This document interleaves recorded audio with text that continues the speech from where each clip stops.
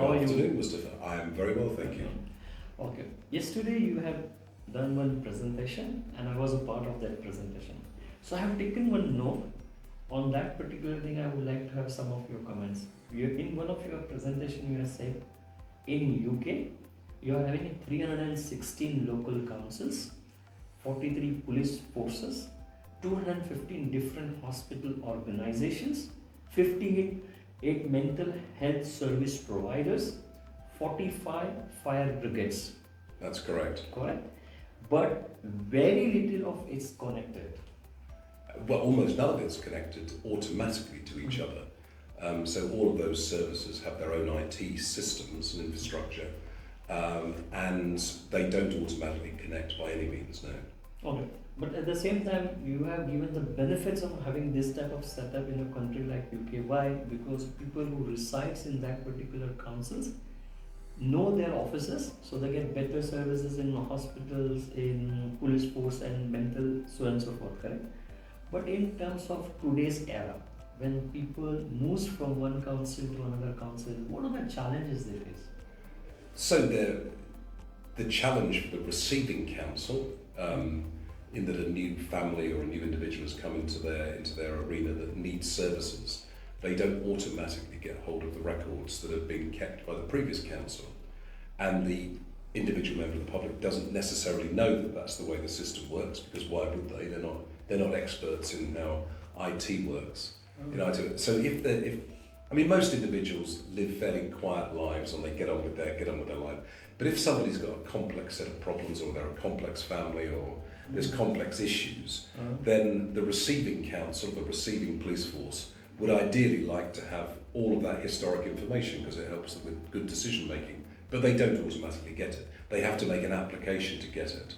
And of course they will only make their application to get it when something comes across their radar, something has happened. Yeah. Or we now need to know what happened in the past. And there's a delay and a lag.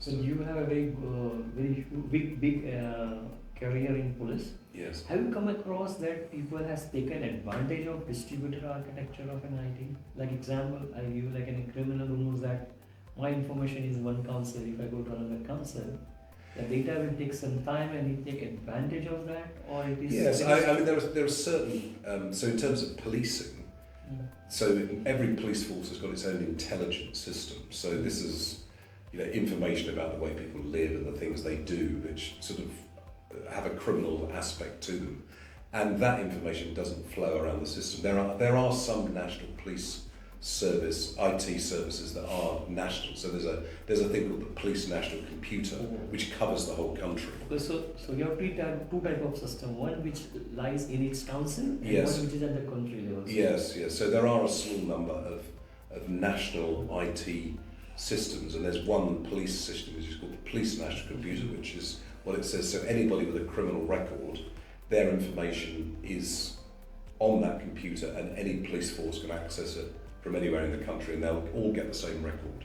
But if you want to know about that individual's family and suspicious things they've been up to, that's what's called an intelligence system, and that is not available. Well, see now, as we know that we are in an era where everybody is talking about artificial intelligence, machine learning, and the success of this frontier technology. What is the fuel for it? Is the data. Of course, yes. So the more data it works with, the more it's likely to give you insightful information. Yes. So don't you think this will have a impact on UK as a country, where the maximum tech transfer is being done, because maximum number of universities are there, which comes up with the tech transfer paper, I mean to say, correct? Yes. So if the data is the showstopper, it will not impact the UK for adoption of the AI type of technology in UK. Yes, I mean, I think anybody working operationally realises that if somehow sense could be made of all the data that relates to an individual, if they move around and if they have moved around the country, then you could make much better decisions and have much better operational effectiveness. But in the UK, there is a big suspicion around big computer projects. A number of government projects that have tried to cover the whole country have become very expensive and have failed, and so government has a suspicion of them as well. And I think, it takes a long time to sort of turn that particular set of ideas around. Yeah, I do understand, because having a distributed architecture, because I'll try to speak some technical words here, Yes. and converting to a centralized is always a challenge in Yes. terms of data structure, in terms of different Yes. IT systems, and bringing them on one platform is always a challenge. Yes. But don't you think down the road government has to do it, or it is, from your experience, it's okay to be a distributed architecture?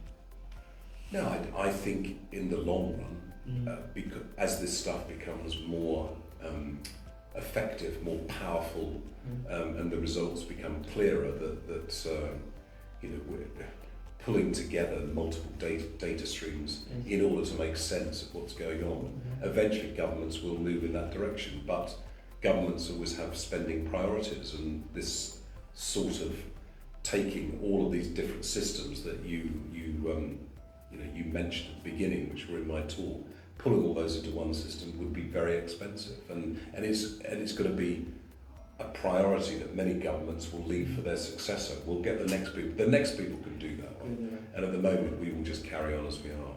But I just want to have one advice, not at another country level, but discussion between us. See, having a distributed architecture, running those operations is very expensive in terms of everything. Why? Because you have to maintain that number of infrastructure setup in each councils. Yes. You need to have the IT resources and the recurring cost of power and the Yes. cooling. Yes. So this cost, nobody can just think about, okay, instead of spending the cost in silos, if you consolidate that cost, it is better to do upgrade in centralized, it has more benefit. Well, yes, I mean, and that economic case could be very clearly made. The problem is that the budgets live in the here and now, and therefore maintaining your legacy system may cost you, say, £5,000 a year, £10,000 a year, which we can manage out of our budget. In order to do a complete revamp with all our neighbours, we've got to find here and now a promise for, say, £500,000, and we just haven't got it. So it's a bit like if your roof leaks, you know that getting a brand new roof in the long run is going to save you money, but in the short term you haven't got the money, so therefore you just patch up the broken slates, because that's all you can afford. Yes. And that is very much, I think, the way that these things work out in local authorities and local police forces.